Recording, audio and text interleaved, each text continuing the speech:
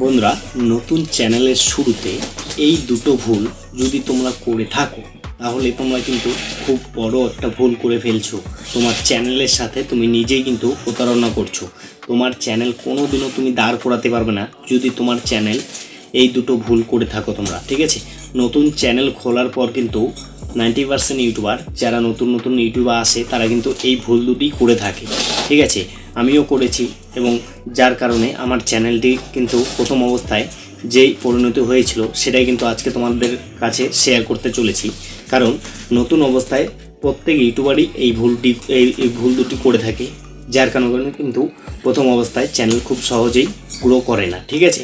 তো তোমাদেরকেই আমি আজকের এই ভিডিওতে কোন দুটি ভুলের কথা বলতে চলেছি, সে দুটি ভুল যদি তোমরা শুধরে নাও তোমাদের নতুন চ্যানেলের জন্য খুবই উপকারী হবে, ঠিক আছে।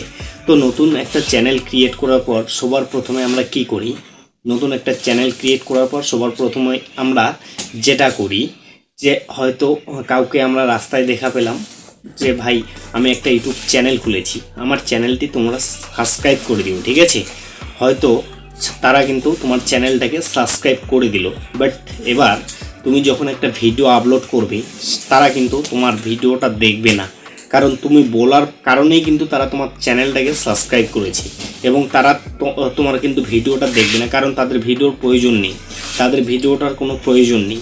তারা ভিডিওটার মধ্যে যদি ক্লিকও করে, তারা তুমি একটা ভিডিও আপলোড করার পর তারা যেহেতু তোমার সাবস্ক্রাইবার তাদের কাছে নোটিফিকেশান যাবে এবং নোটিফিকেশান যাওয়ার পর যদিও বা তারা ক্লিক করে ভিডিওটার মধ্যে ক্লিক করেই কিন্তু কিছুক্ষণ 2 সেকেন্ড 4 সেকেন্ড দেখে কিন্তু ভিডিওটা থেকে বের হয়ে আসবে।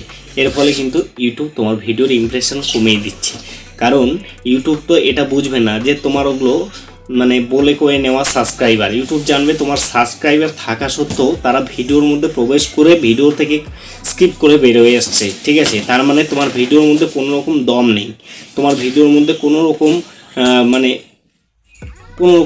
দম নেই, যার কারণে তারা ভিডিও থেকে বের হয়ে চলে আসছে তোমার সাবস্ক্রাইবার হওয়া সত্ত্বেও, ঠিক আছে। তাই বন্ধুরা, এই 1 নাম্বার ভুলটি তোমরা করবে না। তোমরা কাউকে বলে কয়ে তোমাদের চ্যানেলের মধ্যে সাবস্ক্রাইবার বাড়িয়ে নেবে না, ঠিক আছে। তোমার কন্টেন্টের দম দিয়ে তুমি কন্টেন্ট তৈরি করো, অবশ্যই তোমার চ্যানেলের সাবস্ক্রাইবার তোমার ভিডিও দেখে আসবে, তোমার ভিডিও দেখে তোমার চ্যানেলের সাবস্ক্রাইবার বাড়বে, ঠিক আছে। সো বন্ধুরা, এই 1 নাম্বার ভুলটি তোমরা করবে না। এবং 2 নাম্বার ভুলটি কি?